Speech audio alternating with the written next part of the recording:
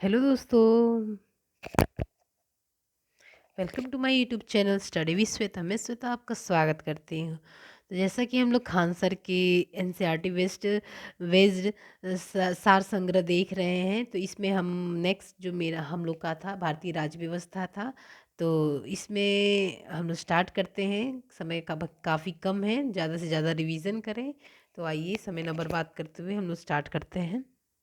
तो हमने इसमें संघ और उसका राज्य पिछले वीडियो में देखा था, क्योंकि इसमें ज़्यादा ही है तो हमने सोचा कि इसका दूसरा पार्ट में ही बनाएंगे। तो वहाँ वहाँ वहाँ पीछे तक यहाँ तक हुआ था। तो यहाँ से हम लोग आगे यहाँ से स्टार्ट करेंगे। तो आइए शुरू करते हैं। ESL नरसिम्हा तेलंगाना राज्य का प्रथम राज्यपाल थे। इस नवनिर्मित राज्य के प्रथम मुख्यमंत्री कौन थे? के चंद्रशेखर राव थे। अविभाजित आंध्र प्रदेश के जिलों की कुल संख्या 23 थी। इसमें से कितने जिले तेलंगाना में शामिल किए गए थे? तेलंगाना में 10 जिले हैं। आदिलाबाद, खम्मम, ग्रेटर ग्रेटर हैदराबाद, मेदक, रंगारेड्डी, नालगोंडा, महबूबनगर, वारंगल, करीमनगर और निज़ामाबाद। फिर है विभाजन के बाद विधानसभा सीटों की कुल संख्या आंध्र प्रदेश में 175 और तेलंगाना में 119 निर्धारित की गई। आंध्र प्रदेश और तेलंगाना में लोकसभा सीटों की संख्या क्रमशः 25 और 17 थी। आंध्र प्रदेश में 25 थी और तेलंगाना में 17 थी। इन राज्यों की राज्यसभा की सीटें कितनी निर्धारित निर्धारित हैं? तो क्रमशः 11 और 7 थी। फिर है 5 अगस्त 2019 को एक संकल्प की घोषणा के साथ भारतीय संविधान के अनुच्छेद 370 को समाप्त कर दिया गया, जिस आदेश पर राष्ट्रपति के हस्ताक्षर भी किए हैं। इस फैसले के साथ ही कौन सा अनुच्छेद भी समाप्त हो गया? अनुच्छेद 35A। राज्य पुनर्गठन जो है जम्मू जम्मू कश्मीर राज्य पुनर्गठन अधिनियम 2019 के तहत राज्य को 2 केंद्र शासित प्रदेशों जम्मू कश्मीर और लद्दाख में विभाजित किया गया। इसमें से किसकी विधानसभा होगी? जम्मू कश्मीर लद्दाख के विधानसभा जम्मू कश्मीर में विधानसभा होगी और लद्दाख में विधानसभा नहीं होगी। आप लोग देख ही रहे हैं कितना कॉन्फ्लिक्ट हो रहा है लद्दाख के समय। इस समय अगर आप लोग करंट देखते होंगे तो जम्मू कश्मीर और लद्दाख के केंद्र शासित प्रदेश बनने के बाद भारत के में वर्तमान में कितने राज्य और केंद्र शासित प्रदेश हैं? तो 28 राज्य और 8 केंद्र शासित प्रदेश हैं। दो नए केंद्र शासित प्रदेश जम्मू कश्मीर और लद्दाख की स्थिति को विधिवत अस्तित्व में आए थे। तो हो जाएगा ये 31 अक्टूबर 2019 को सरदार पटेल की जयंती पर। क्योंकि सरदार पटेल जी को एकीकरण का जनक, एकीकरण करने वाला कहा जाता है, वो है भी। तो इस वजह से 2 नवंबर 2019 को दोनों नए केंद्र शासित प्रदेशों का नक्शा जारी किया गया। नए नक्शे के मुताबिक अधिकृत कश्मीर POK जिसको हम लोग हैं कि किन जिलों को भी जम्मू कश्मीर का हिस्सा बताया गया है? मीरपुर और मुजफ्फराबाद जिले को। जम्मू कश्मीर में कुल 22 जिले तथा लद्दाख में मात्र 2 जिले हैं, लेह और कारगिल होंगे। क्षेत्रफल की दृष्टि से भारत का सबसे बड़ा केंद्र शासित प्रदेश कौन सा है? तो लद्दाख है। क्षेत्रफल की दृष्टि से भारत का सबसे बड़ा जिला कौन सा है? लेह जिला है। फिर दोनों केंद्र शासित प्रदेशों के अस्तित्व में आने के बाद 31 अक्टूबर 2019 को GC मुर्मू को जम्मू कश्मीर का पहला लेफ्टिनेंट गवर्नर नियुक्त किया गया। लद्दाख का प्रथम लेफ्टिनेंट गवर्नर किसको बनाया गया? RK माथुर को। दोनों केंद्र शासित प्रदेशों में भारतीय दंड संहिता और क्रिमिनल प्रोसीजर कोड की धाराएं लागू होंगी। नए जम्मू कश्मीर में पुलिस व कानून व्यवस्था केंद्र सरकार के अधीन होगी। भूमि व्यवस्था के देख रेख का जिम्मा किसके पास होगा? तो निर्वाचित सरकार। जम्मू कश्मीर में सरकारी कामकाज की भाषा उर्दू तथा स्थानीय कौन सी भाषा होगी? तो हिंदी होगी। केंद्र शासित प्रदेश बनने पर जम्मू कश्मीर के प्रदेश स्तर पर बनाए गए 164 कानून समाप्त हो गए और विधानसभा में पारित 166 कानून को यथावत रखा गया है। केंद्र शासित प्रदेश बनते ही जम्मू कश्मीर और लद्दाख संसद की ओर पारित कितने कानून, केंद्रीय कानून तत्काल प्रभाव में लागू हो गए? तो 106 कानून है। फिर जम्मू कश्मीर उच्च न्यायालय की श्रीनगर और जम्मू पीठें मौजूदा व्यवस्था के तहत काम करेंगी।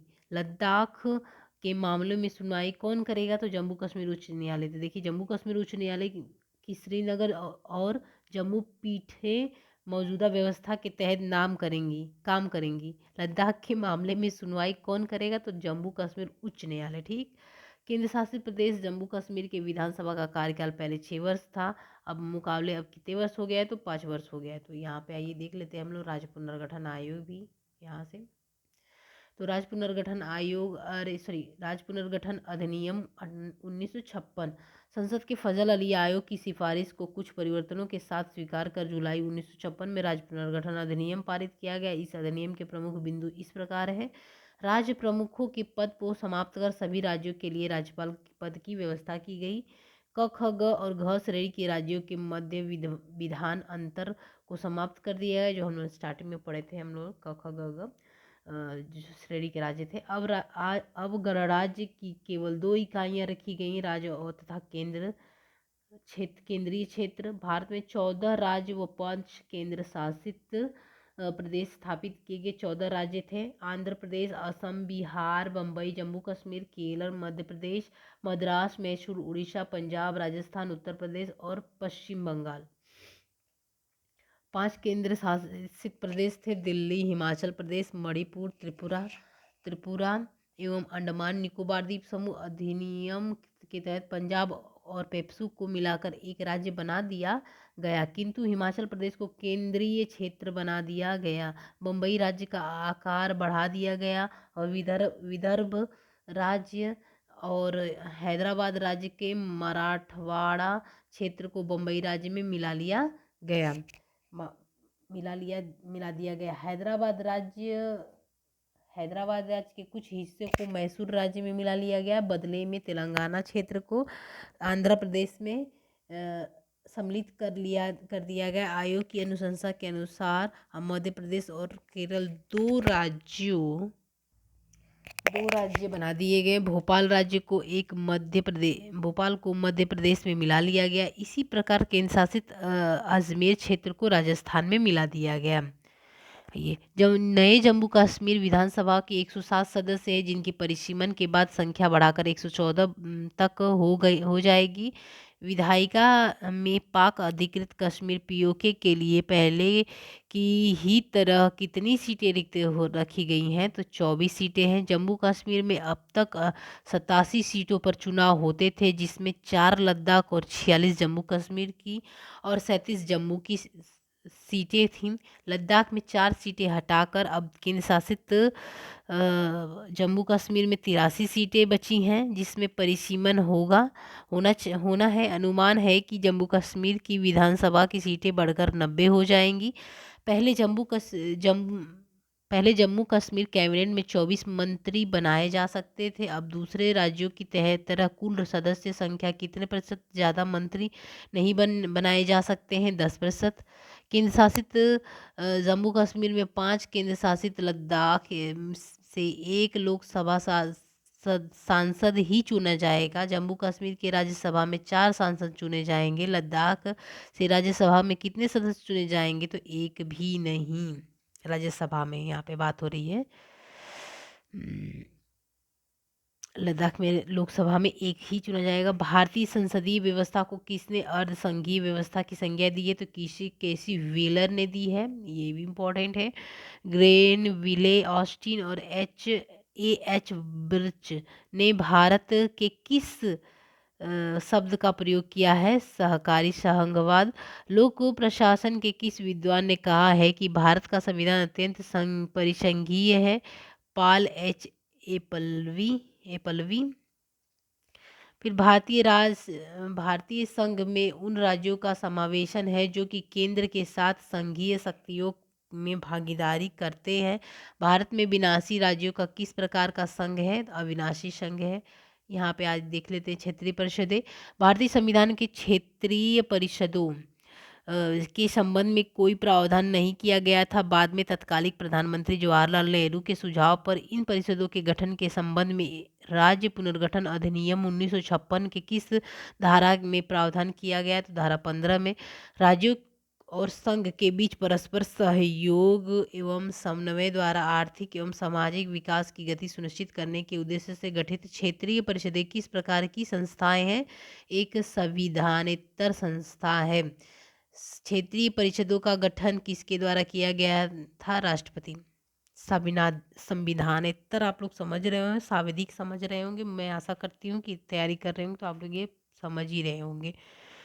क्षेत्रीय परिषदों का गठन किसके द्वारा किया जाता है? राष्ट्रपति द्वारा। क्षेत्रीय परिषदों के सदस्य राज्यों के मुख्यमंत्री तथा 2 अन्य मंत्री और संघ राज्य क्षेत्र के प्रशासक होते हैं। सभी क्षेत्रीय परिषदों का अध्यक्ष कौन होता है? केंद्रीय गृह मंत्री और राष्ट्रपति द्वारा मनोनीत कोई केंद्रीय मंत्री। क्षेत्रीय परिषदों का उपाध्यक्ष प्रतिवर्ष बदलते रहते हैं। यह पद किसको प्राप्त होता है? तो संबंधित राज्यों के मुख्यमंत्री। वर्तमान वर्तमान सेकंड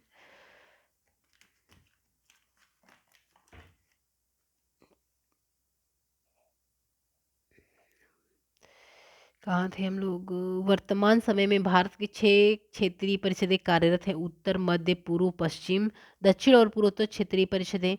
उत्तर क्षेत्रीय परिषद का मुख्यालय नई दिल्ली में है और मध्य क्षेत्रीय परिषद का मुख्यालय इलाहाबाद में है और दक्षिणी क्षेत्रीय परिषद का मुख्यालय चेन्नई में और पश्चिमी क्षेत्रीय परिषद का मुख्यालय मुंबई में है। तो आप लोग मैप के द्वारा भी याद कर सकते हैं। ऐसे देखिए, यहाँ दिख रहा होगा, ऐसे आप लोग कर लेंगे। ये आपका, तो आप लोग ये बोल रहा है कि दक्षिणी क्षेत्र का मुख्यालय तो दक्षिण में चेन्नई होता है, पश्चिमी क्षेत्र का मुख्यालय जो है मुंबई में थी, इधर पश्चिम में तो पश्चिमी क्षेत्र का मुख्यालय, और पूर्वोत्तर में पूर्वी क्षेत्र का मुख्यालय जो है कोलकाता में हो जाएगा, और उत्तरी क्षेत्र का दिल्ली में दिया ही है, और मध्य में आपका ये इधर इलाहाबाद है, तो इलाहाबाद आप लोग याद कर लेंगे। तो ऐसे ही आप लोग आसानी से याद कर सकते हैं।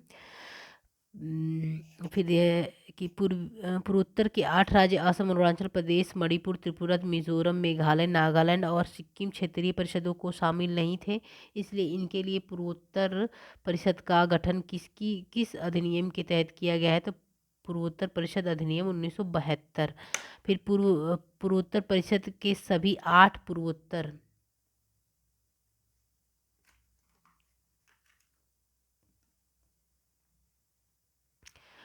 परिषद के सभी 8 पूर्वोत्तर राज्यों के राज्यपाल और मुख्यमंत्री सदस्य होते हैं। इसका अध्यक्ष कौन होता है? केंद्रीय गृह मंत्री। उपाध्यक्ष पूर्वोत्तर क्षेत्र के विकास राज्य मंत्री। फिर पूर्वोत्तर क्षेत्र विकास मंत्रालय भारत सरकार के अंतर्गत आता है। इसका मुख्यालय कहाँ स्थित है?